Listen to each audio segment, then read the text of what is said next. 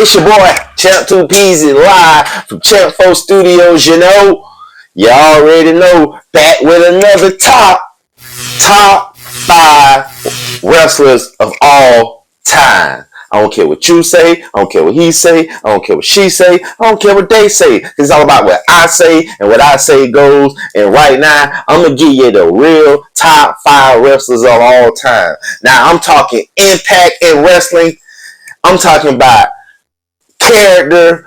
I'm talking about longevity. I'm talking about how they were in the ring. All these things determining my top 5. I'm talking about impacts on moves. I'm talking about impacts on lines, slogans. I'm talking about merch. I'm talking about all these things. And this is why these are top 5 wrestlers of all time. Let's get it.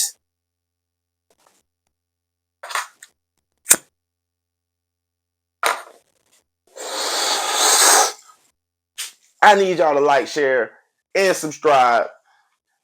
Do all those shits, Let people know what's up.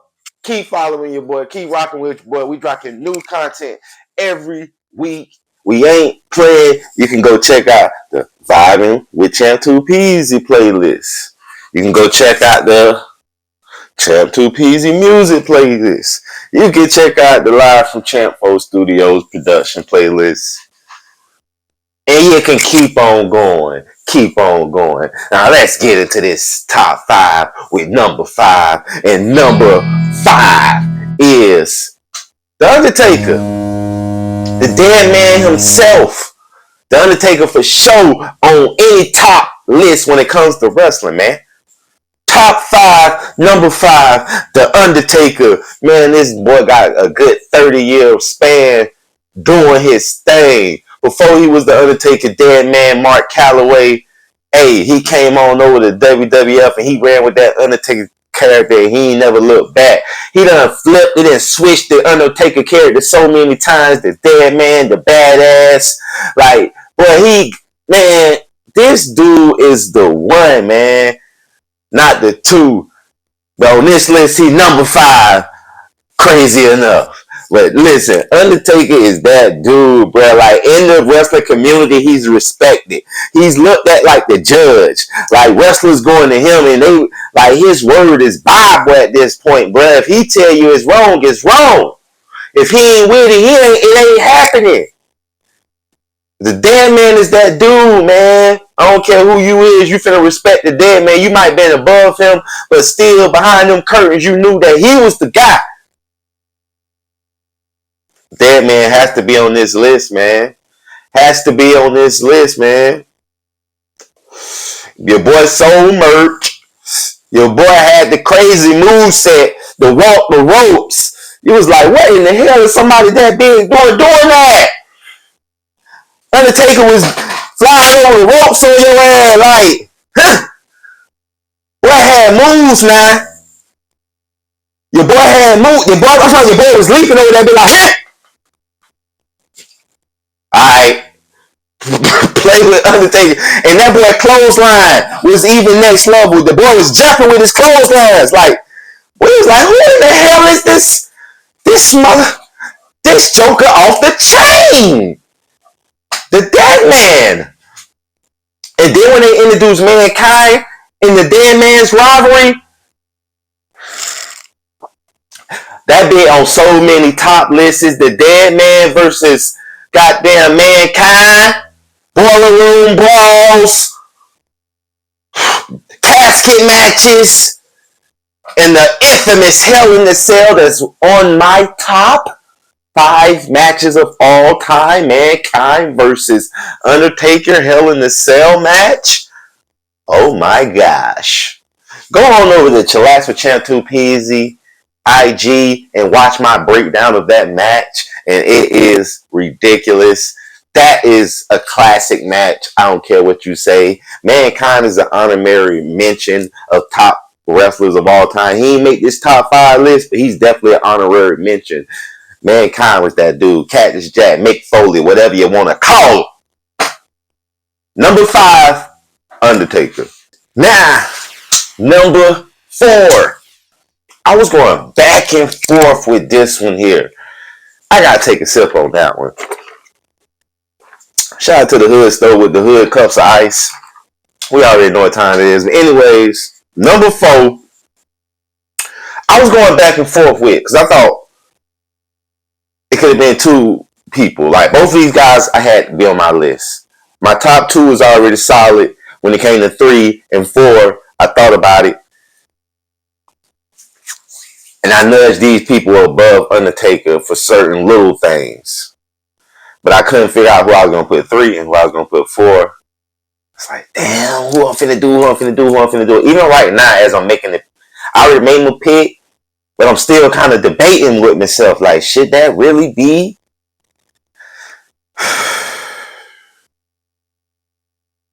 Y'all might be surprised about him too, bruh. But do your homework. Number 4, Roman Reigns. Yeah, I said it.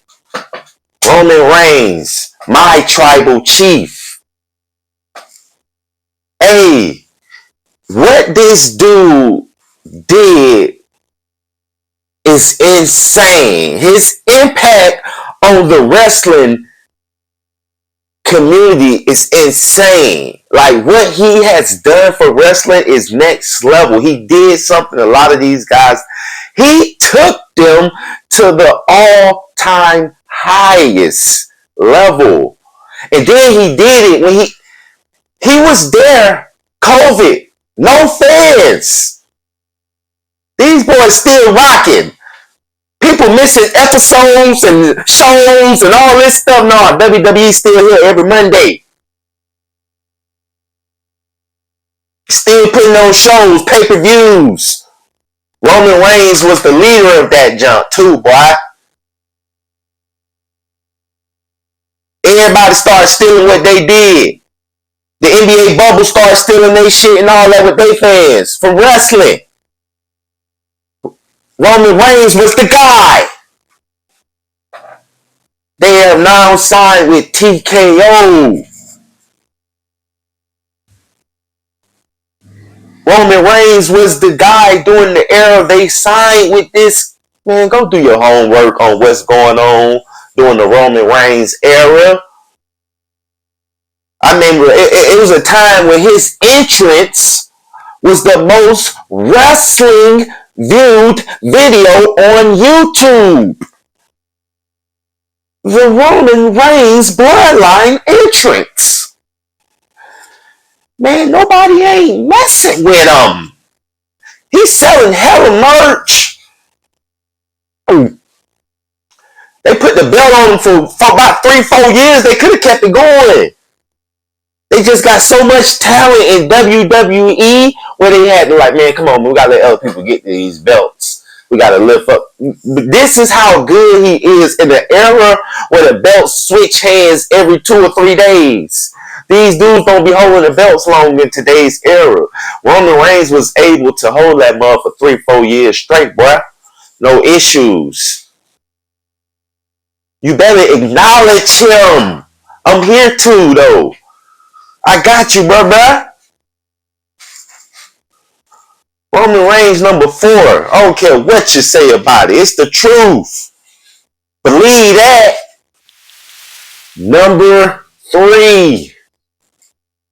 One of the first GOATs ever. In my world I'm living in, he was the first GOAT. Not no Hulk Hogan. Spoiler alert. Didn't make the list. Shall I say over it? I ain't gonna do that. Number 3. The Nature Boy. Ric Flair. If you don't know, you better learn. The Nature Boy was a trendsetter. Went from a nothing to a something real quick. He is the real championship GOAT, meaning he hold the belt the most. His real record is like 21-22, not that 16 they give him. John Cena just broke his record. No, he didn't. Nah. And Flair was doing it in a different era.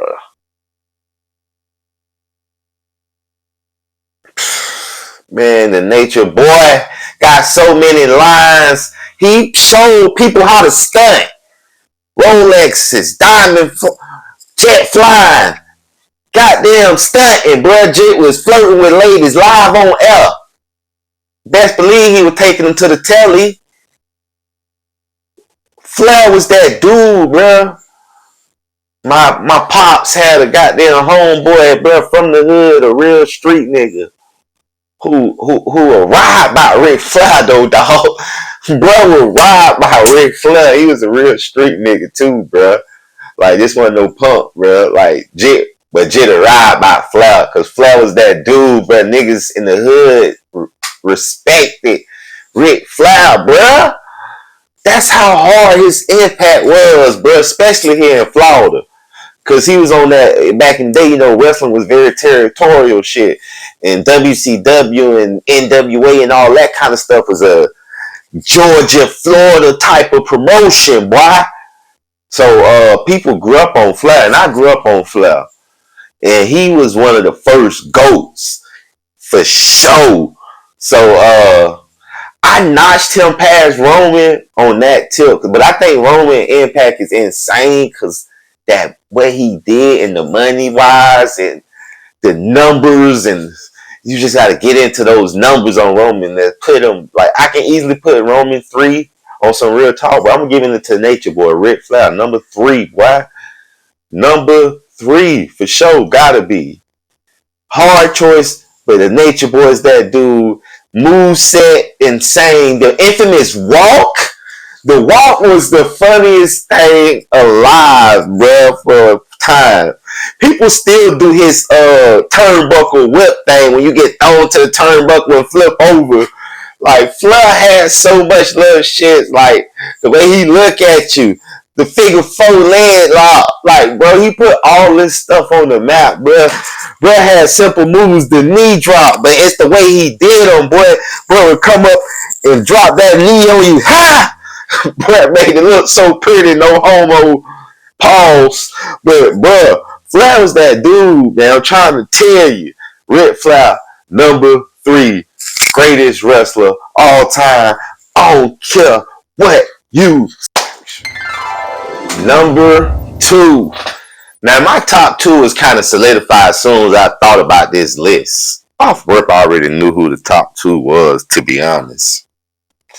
But then I started thinking about, damn, who is 1 or 2? Because I always just toss it up in my head. But now I gotta like really let's lay it down for real, man. We gotta give it to somebody, huh? Number 2, I think finna have to be Stone Cold, as hard as it is for me to say that. Number 2, Stone Cold Steve Austin. Man, his impact was insane. That Stone Cold Steve Austin character had, what we talking, close to a decade run, maybe just shy of a decade run for that Stone Cold Steve Austin character. Yeah, it should have had at least a decade, baby. What? That would be 2000, because, you know, that's like a 98, 97. No, he started like 97 with that Steve Austin character. Probably started in like 97, 2007. That character definitely was still going. Maybe a little over a decade, we're being honest. Listen, that character was next level. The greatness of that Stone Cold character, man, that shit saved WWF at the time. That character took over the world. That character transcended wrestling into a new realm. The Attitude Era is easily the greatest era of wrestling history. If you're trying to debate that the Attitude, a better era than the Attitude Era for wrestling, than what WWF was giving you, You're crazy. No one's on their level. No one gave you nothing like WWF on a weekly basis, monthly basis, video game basis, television show basis, pay-per-view basis. No one messes with them. Okay? Okay? The WWF was giving you everything in this time frame of the Attitude Era, which is why so many people and wrestlers from the WWF went on to be stars, major stars in other realms, whether it's movie theater, television, TV, whatever the case may be. Because the Attitude Era was that era. Everybody was watching, whether they loved it or they hated it, they were watching. Can I get a oh hell yeah. Listen, and Stone Cold was that dude, man. The way he talked, the way he dressed, drinking the beer, getting them bitches caught in the ring. Like, the flicking of the bird with the stunner. Like, the rivalry with Vince McMahon, next level. Everybody hated their boss, and he represented that for us. He represented us whooping our bosses. You know what? Every week, and we had to see it. And Stone Cold is number 2 for that very reason, man. And I'm just gonna jump straight into number 1 then. Number 1, Stone Cold's biggest rivalry, other than Vince and Kennedy McMahon, was who? The Rock. And don't think I forgot. Y'all was the same ones saying Rocky sucks. I never did it. No homo pause, but I was a fan of goddamn Rocky Maivia. That was my boy. I fucks with Rocky Maivia, no homo pause, all that shit you YN say. Rocky Maivia was cool to me. I ain't even gonna cap to you. I was on it. I never was one of them ones who got into a mode of Rocky sucks. Rocky sucks. Nah, dog. I was like, what the hell wrong with y'all? To me, that was the beginning of these delusional, dumbass YN fans we have today in wrestling. That's another story, but I hate today's wrestling fans. I hate today's, that's a bad word to say. I very dislike today's wrestling fans. The majority of them are assholes, don't know what they talking about, and their takes on things are just insane. They don't think about what really went down and what really happened. They don't give credit. They hype up the wrong people. This is what they do. Man, Stone Cold was that dude. Easily could be number 1, but The Rock usurps him because The Rock's longevity. The Rock character lasted longer than the Stone Cold character. Actively wrestling. The Rock just wrestled last year at WrestleMania, and he still has a current storyline going in WWE. He is part of the board of WWE, TKO, all that stuff. The Rock is on the board. He's part of that. The company that bought WWE, he's part of that. Like that, their owners, like his manager and his peoples, anyways. So it's like, man, The Rock. Now the final boss. Yeah. Come on, man. What are we talking about here? He's the biggest actor in Hollywood. He transcended the game. His lines was impeccable. His move list was ridiculous. The Rock was that dude. That Samoan heritage set trends for what we're talking about in wrestling, which is why I had to put Roman Reigns on this list as well. The Samoan bloodline is ridiculous. And those are the top names of that bloodline. And that bloodline is insane. The names we're talking about from that bloodline, and for these two to be the biggest ones, that's crazy in itself. The Rock, number one wrestler of all time. Yeah, I said it. It's no debating it. Do you smell what The Rock is cooking?